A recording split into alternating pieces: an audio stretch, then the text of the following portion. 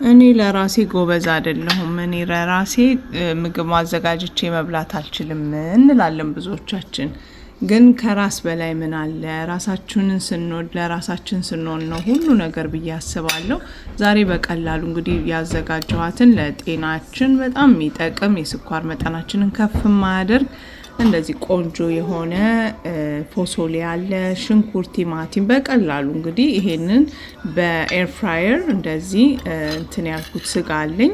እንደ ቋንጣ ነው። በጣም አልደረቀም። እንደው ቪዲዮ ላይ ስታዩት የደረቀ ይመስላል እንጂ አልደረቀም። በጣም ቆንጆ ነው። እዚህ ጋር አቮካዶ አለኝ። ምንድነው ብላክ ሲድ አድርጌበታለሁ። ትንሽዬ ሚጥሚጣና ሎሚ አለው። እችን እንግዲህ እናጣጥማታለን። እንግዲህ ለራስ መሆን ማለት ይሄ ነው። ሁሉም ነገር ለልጆቻችሁም ለባል ለቤተሰባችሁ መሆን የምትችሉት ለራሳችሁ ስትሆኑ ስንሆን ነው ብዬ አስባለሁ። እዚች ጋር ደግሞ ቆንጅዬ ቡና አለችኝ። ትንሽዬ ሄቪ ክሬም ነው የምጠቀመው። የካሎሪ መጠኑ የካርብ መጠኑ ትንሽ ስለሆነ ሄቪ ክሬም አድርጌበታለሁ። ቡናዬን እየጠጣው ይሄንን አጣጥማለሁ። ከዛ በኋላ ለ10 ደቂቃ ወክ አደርጋለሁ። ወክ አድርጌ ስጨርስ የስኳር መጠኔ ስንት እንደሆነ አሳያችኋለሁ በዚህ ቪዲዮ።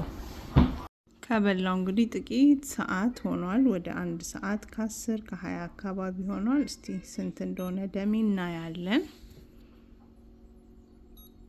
87 በጣም ጥሩ ነው። ስለዚህ እናንተም እንደዚህ ቀላል ምግብ በቶሎ የሚደርስ የማያሰለች ለመስራት ለመብላት የማያሰለች የሚጣፍጥ ምግብ ሰርተን እንግዲህ የስኳር መጠናችን መቆጣጠር በቀን ውስጥ በተለይ ጠዋት የምንበላው ምግብ ለቀኑን ሙሉ የስኳር መጠናችን በጣም ትልቅ አስተዋጽኦ ስላለው እንደዚህ ያደረግን ራሳችንን መጠበቅና ራሳችንን መንከባከብ ይኖርብናል። መልካም ቀን ይሁንላችሁ።